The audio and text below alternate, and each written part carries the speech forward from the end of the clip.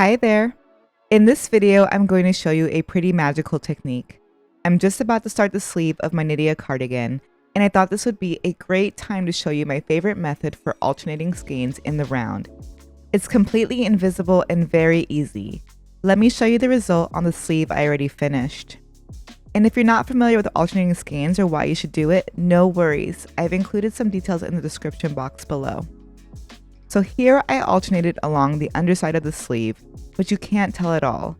It's nice and stretchy and doesn't create an obvious line along the alternating point like another method I've used in the past. So you can see this is the way to go. I'd still recommend choosing an inconspicuous spot like the side seams or under the sleeves of a sweater, but if for some reason you have to alternate in a more focal area of the project, this method will be perfect for you. For example, for raglan sweaters worked in the round, I like to alternate skeins along one of the back raglan lines.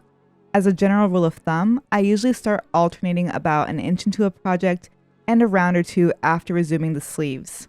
If your sweater is top down and includes short row shaping at the neck, I recommend starting to alternate after the shaping is finished.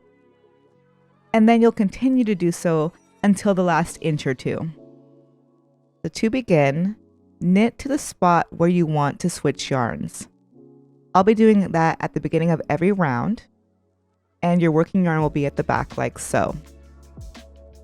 Now move the working yarn to the front and let it go.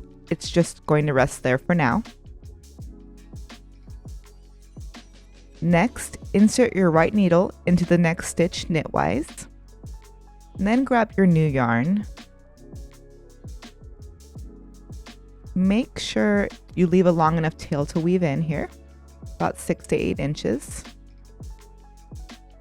And wrap the new yarn around the needle to begin knitting with it. And then just continue working in the round as your pattern instructs. Okay. Here we are back at the yarn we left in front on the previous round. Gently pull that yarn to adjust the tension, but don't over tighten. Just make the last stitch's size match the surrounding stitches.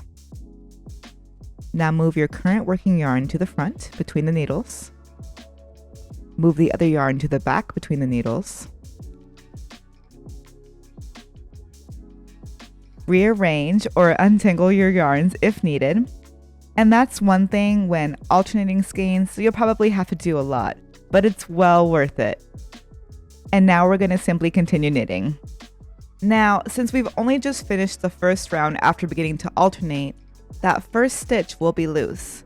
If you grab the tail and adjust the tension, you can see all will be okay when you weave in the ends later. But in a nutshell, it's really this easy. Move the working yarn to the front, move the other yarn to the back, and keep knitting around, repeating these steps every time you reach the yarn that was left in front. And then you'll just have 2 ends to weave in at the start of the piece. I'm going to keep knitting and then show you when I've made more progress.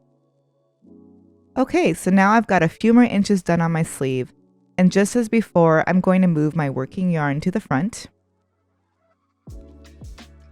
move the other yarn to the back between the needles, and simply get ready to keep knitting. You can see this also produces a really neat look on the right side.